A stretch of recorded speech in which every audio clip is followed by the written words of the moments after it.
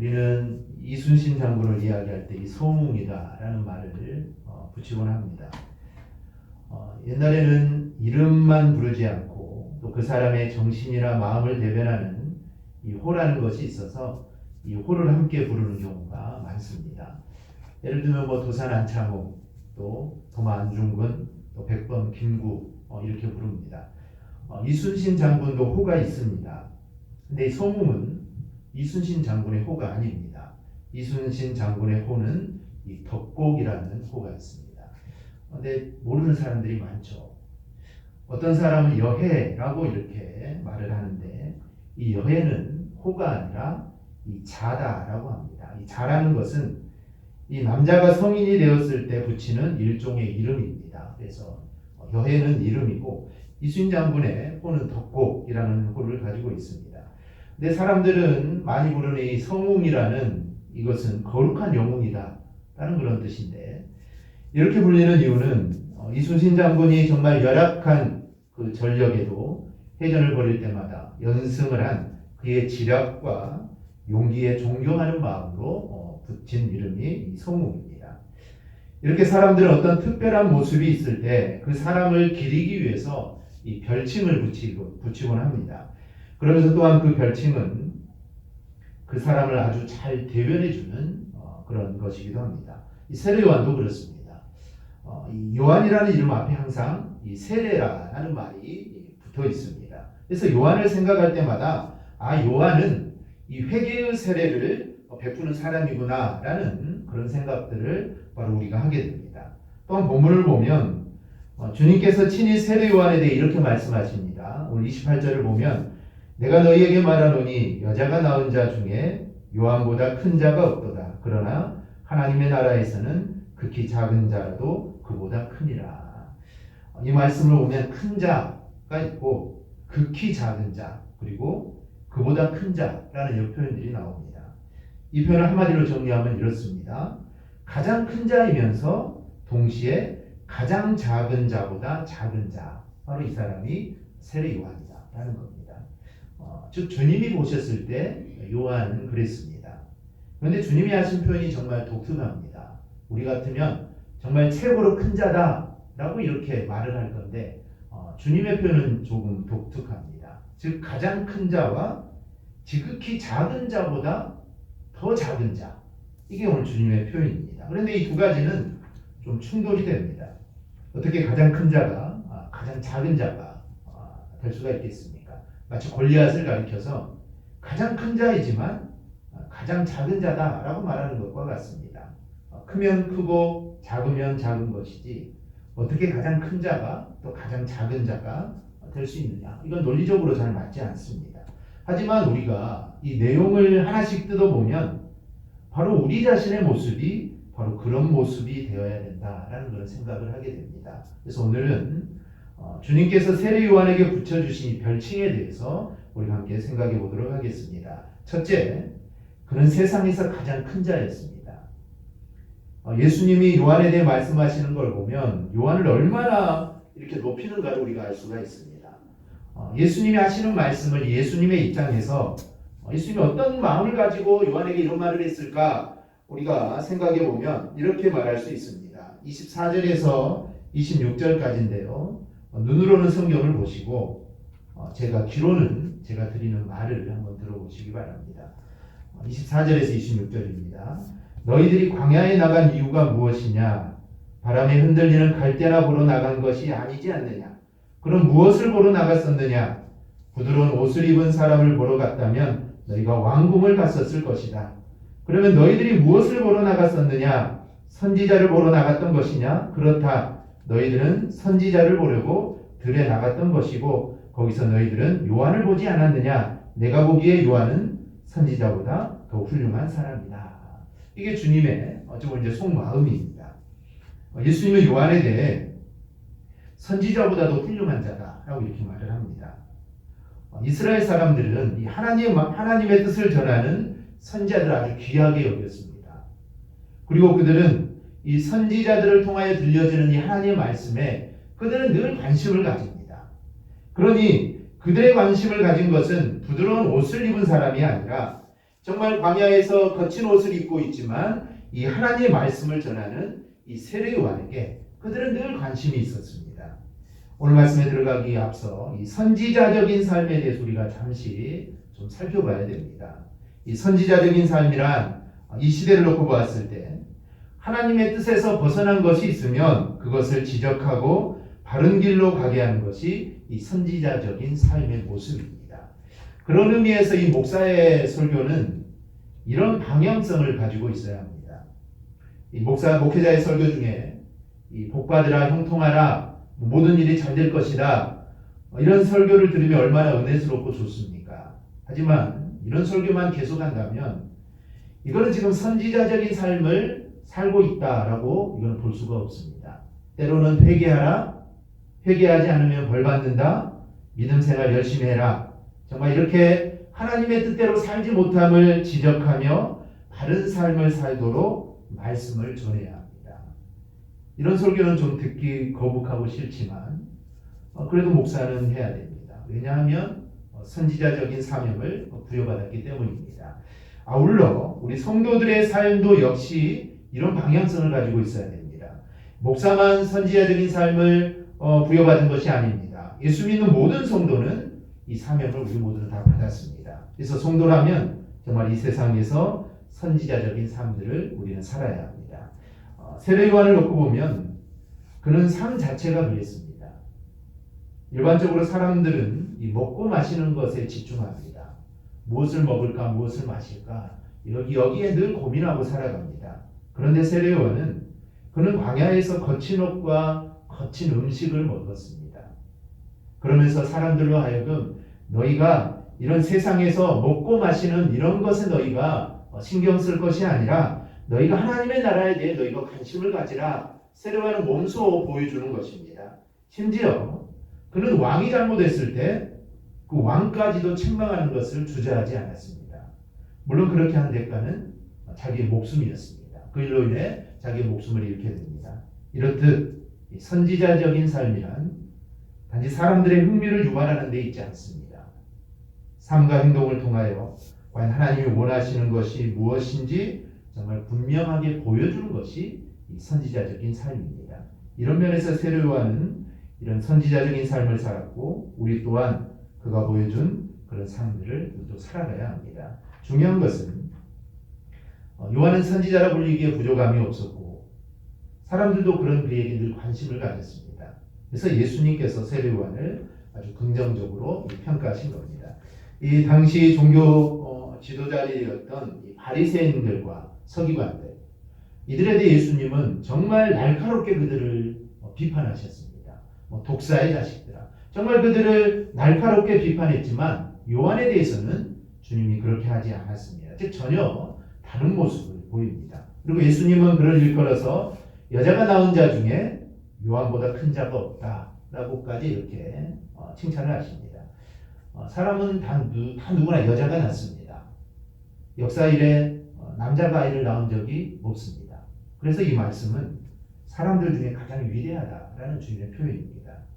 요한을 칭찬하시되 정말 사람이 들을 수 있는 최고의 칭찬을 지금 하고 계시는 겁니다. 어떤 면에서 이런 칭찬을 했는지 우리는 이 세례 요한이 한 일에 대해서 우리는 생각해 봐야 합니다. 먼저 세례 요한은 앞서 말씀드렸듯이 이 선지자적인 삶을 세례 요한은 살았습니다. 구약의 이 선지자들에게 나타나는 이 전형적인 모습은 부르심, 그리고 말씀 선포, 그리고 핍박의 과정을 거칩니다. 이런 삶을 사는 사람들이 구약의 선지자입니다. 그런데 세례 요한은 전형적인 이런 삶을 살았습니다. 바리새인들과 서기관들, 사두개인들, 이들은 하나님이 그들을 부르셨다 치더라도 그들은 하나님 말씀을 전했습니다. 하지만 그들에게 핍박은 없었습니다. 그래서 그들을 가르쳐 선지자다라고 말할 수가 없습니다. 그런데 세례 요한은 하나님이 그를 부르시고 그런 말씀을 선포하고 그 말씀으로 인해 정말 수많은 핍박을 받습니다. 그래서 사도 요한은 선지자의 어쩌면 전형적인 모습을 띠고 있습니다. 또한 29절에 나타나듯이 그는 요단강에서 또 세례를 베풀기도 합니다.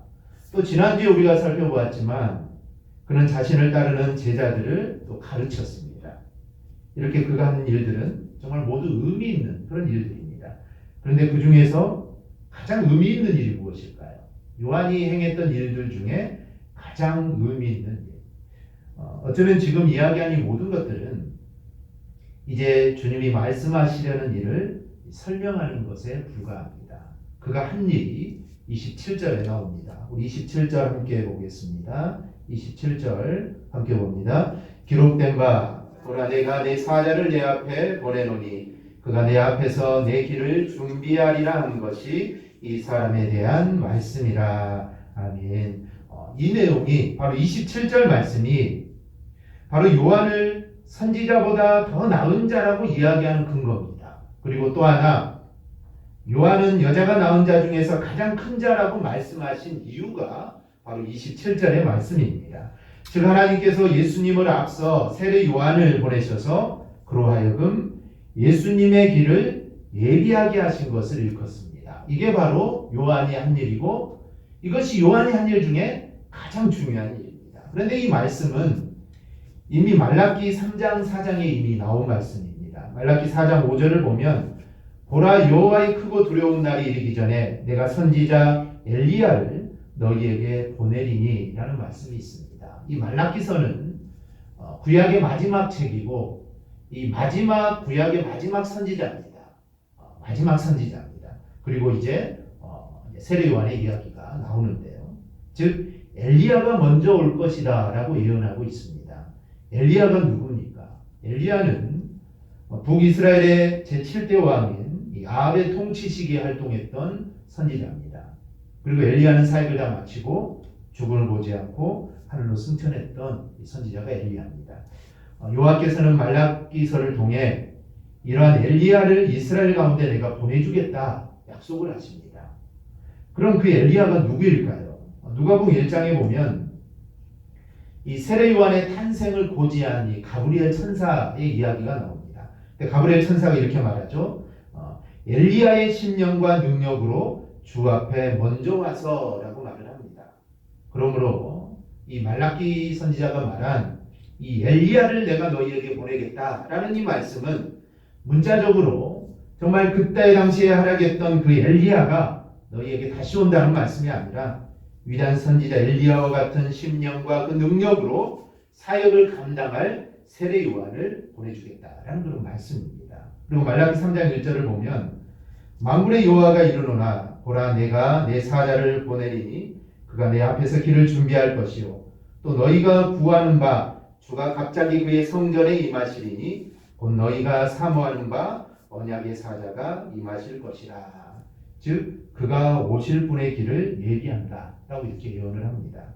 이 말씀 그대로 오늘 본문 27절에서 그대로 말씀하고 있습니다. 즉 세례 요한의 일은 예수님보다 앞서 세상에 와서 예수님이 오시는 길을 예비하는 게 세례 요한이 하는 일입니다.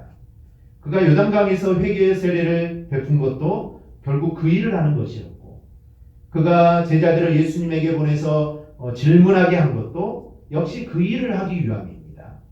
이렇게 주님의 길을 예비하는 일을 한 요한을 예수님은 정말 선지자보다 더 훌륭한 사람이라고 하셨고 또한 여자가 낳은 자 중에서 가장 큰 자다라고 이렇게 말씀을 하십니다. 우리 성도 여러분, 우리의 인생에서 가장 크고 영광된 일이 무엇이겠습니까? 내가 사업에 성공해서 정말 하나님의 영광을 위해 정말 주님의 일을 위해 내가 살아가는 것일까요? 아니면 내가 있는 그곳에서 내가 최선의 삶을 살아 하나님의 영광을 드러내는 것일까요? 아니면 목회자가 되어 주의 일에 헌신하는 것일까요? 이 모든 일은 다 크고 영광된 일입니다. 하지만 이것보다도 크고 영광된 일이 있습니다. 아니 이러한 일들은 바로 이것을 이루기 위해서 우리가 하는 일들입니다. 바로 주님이 오시는 길을 예비하는 일입니다. 이보다 더 크고 영광된 일은 없습니다. 마땅히 세상에서 가장 큰 자가 되는 길은 다른 길이 아니라 바로 주님이 오시는 길을 준비하는 자가 이 세상에서 가장 큰 자가 되는 것입니다. 이를 위해 우리는 사업에도 성공해야 되고 또 이를 위해 내 삶에서 최선을 다해 하나님께 영광 돌리는 삶을 살아야 됩니다. 목회자가 되는 것도 마찬가지입니다. 그런데 요한이 그랬습니다. 즉 요한의 삶의 전부는 주님이 오시는 길을 예비하는 것이었습니다. 그런데 이것은 요한의 일뿐만 아닙니다. 바로 우리의 일이기도 합니다. 즉 우리도 주님이 가시는 길을 예비하는 자가 우리도 되어야 합니다. 하늘로 올라가신 주님을 보던 자들에게 천사가 이렇게 말합니다. 이르되 갈릴리 사람들아 어찌하여 서서 하늘을 쳐다보느냐. 너희 가운데서 하늘로 올려지신 이 예수는 하늘로 가심을 본 그대로 오시리라 하였느니라. 즉 주님은 다시 오십니다. 즉 반드시 주님은 다시 오십니다. 그렇다면 우리도 다시 오실 주님을 예비하는 자들이 되어야 됩니다. 세례요한은 회개케 하는 것이 주님의 길을 예비하는 것이었습니다. 우리도 마찬가지입니다. 우리가 다시 오실 주님을 우리가 예비하는 우리의 일도 정말 사람들이 회개하고 주님을 맞이하도록 하는 것이 바로 우리가 주님을 예비하는 길입니다. 가장 큰 자는 다른 사람이 아닙니다. 즉 주님의 길을 예비하는 자가 정말 가장 큰 자라는 것을 우리가 꼭 기억하시기를 바랍니다. 그래서 우리도 주님을 전하고 알려서 우리 주변 사람들이 주님을 맞이하도록 하는 일을 우리가 해야 됩니다. 그러면 주님께서 우리에게도 야 네가 선지자보다 더 나은 자다. 네가 내가 여자가 낳은 자 중에서 네가 가장 훌륭한 자다. 라고 주님이 우리에게 분명히 이렇게 말씀해 줄 겁니다. 바로 이러한 주님의 칭찬이 우리에게 있기를 축원합니다. 둘째로 그는 천국에서 가장 작은 자입니다. 세례 요한을 정말 최상급으로 주님은 칭찬을 했습니다. 그런데 주님은 또 이렇게 말씀합니다. 28절을 보면 그러나 하나님의 나라에서는 극히 작은 자라도 그보다 크니라. 이 세상을 한정해서 봤을 때는 요한이 가장 큰 자입니다. 이 세상에서 요한보다 큰 자는 없습니다. 왜냐하면 주님이 친히 그렇게 말씀하셨기 때문에 앞으로 요한보다 큰 자는 나올 수도 없고 그 전에 요한보다 큰 자도 없습니다.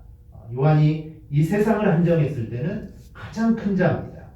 하지만 이 세상이 정말 아무리 훌륭하다고 하더라도 하나님 나라, 즉 천국은 전혀 다른 세상입니다.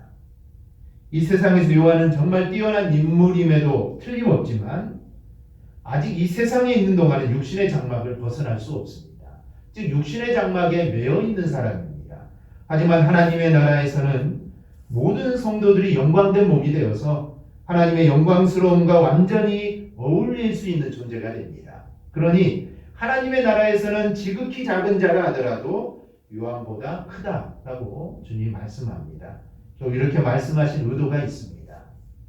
즉 우리의 삶이 이 세상의 전부가 아니다라는 것입니다. 이 세상은 불완전하고 망하게 되어 있습니다. 하지만 성도는 이 세상에 머물러 있는 존재가 아니다라는 겁니다. 즉 우리는 영원한 하나님의 나라를 기업으로 얻을 자들입니다. 그 나라가 이루어질 때는 이 세상에서 정말 영광이라고 말하는 것, 그거는 감히 비교할 수 없는 모습이 됩니다. 정말 이 세상에서는 최고라고 여기지만 마지막 날에는 그거는 이름도 내밀 수 없는 그런 존재가 되는 겁니다. 그러니 이 세상에서는 요한이 가장 큰 자이지만 그런 자라도 하나님의 나라와 비교하면 가장 작은 자일 수밖에 없다라는 것입니다.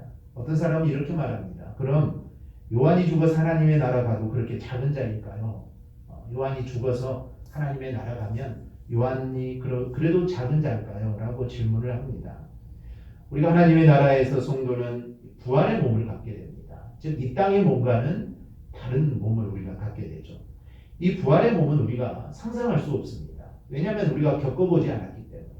즉 죽음이 어떤 것인지 우리가 잘 모르듯이 이 부활의 몸은 내가 겪어보지 않았기 때문에 우리는 상상할 수도 없습니다. 그런데 그 부활의 몸을 갖고 누가 더 영광스럽고 누가 덜 영광스럽다고 비교하는 것, 이게 무슨 의미가 있겠습니까? 여전히 이 세상의 관점을 버리지 않고 하나님의 나라를 보는 사람들의 질문입니다. 이 세상의 것으로 하나님의 나라를 보기 때문에 이런 질문을 하는 것입니다. 영광의 나라가 이루어지면 육체적인 것들은 아무런 의미가 없어집니다.